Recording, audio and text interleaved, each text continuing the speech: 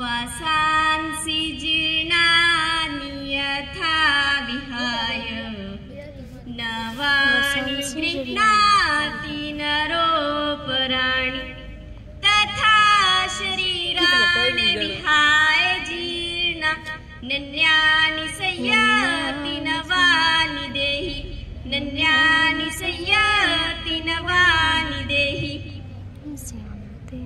अर्थात श्रीमद् भगवत गीता के दूसरे अध्याय के 13वें श्लोक में भगवान श्री कृष्ण अर्जुन को वस्त्र के माध्यम से समझाते हुए कहते हैं कि हे अर्जुन, जैसे मनुष्य पुराने वस्त्र को छोड़कर दूसरे नए वस्त्र धारण कर लेता है, ऐसे ही देही अर्थात जीवात्मा पुराने शरीरों को छोड़कर दूसरे नए शरीरों में चला जाता है।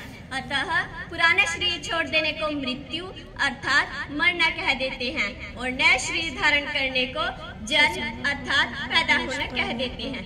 जब तक प्रकृति के साथ संबंध रहता है तब तक देही अपने कर्मों के अनुसार नए नए शरीरों को प्राप्त होता ही रहता है।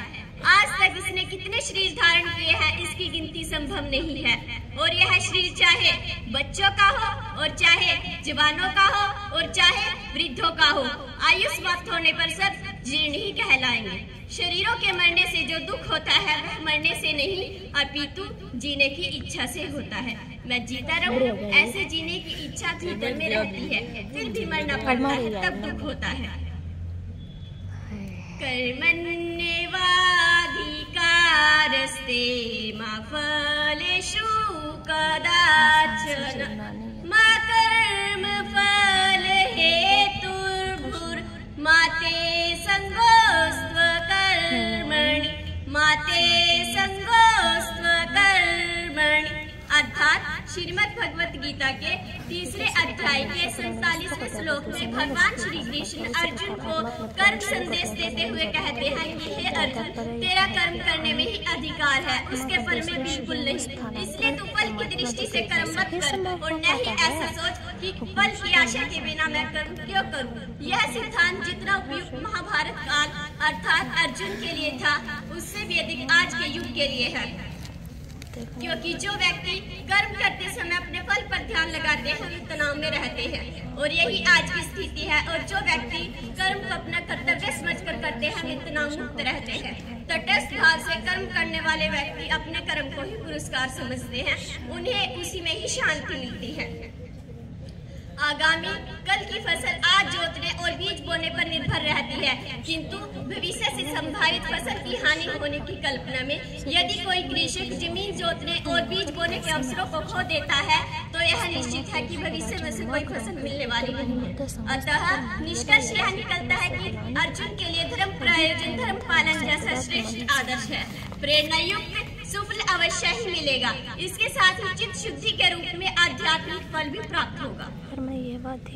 एवं ज्ञात्वा कृतं कर्म पूर्वैरपि मुमुक्षुभिः कुरु कर्मैव तस्मात् त्वं पूर्वतरं कृतं। अर्थात श्रीमद् भगवत गीता के चौथे अध्याय के 15वें श्लोक में भगवान श्री कृष्ण अर्जुन को पूर्व काल के मुमुक्षु के उदाहरण के माध्यम से समझाते हुए कहते हैं कि हे अर्जुन, जैसे पूर्व काल में पूर्वजों ने भी यह जानकर ही कर्म किए हैं, इसलिए तू भी पूर्व काल में पूर्वजों के द्वारा सदा से किए जाने वाले कर्मों को उन्हीं की तरह से कर। इस उत्तर पर पूर्व अर्जुन मोक्ष मार्ग पूछते और मोक्ष चाहते हैं अर्थात अपना कल्याण चाहते हैं।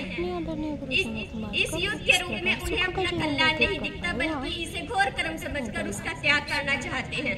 इसलिए भगवान श्री कृष्ण अर्जुन को पूर्व काल के पूर्वजों के उदाहरण देते हुए कहते हैं कि उन्होंने भी अपने अपने कर्तव्य कर्मों को करने के लिए कल्याण की प्राप्ति की, इसलिए तुम्हें भी अपने कर्तव्य कर्मों का पालन करना चाहिए।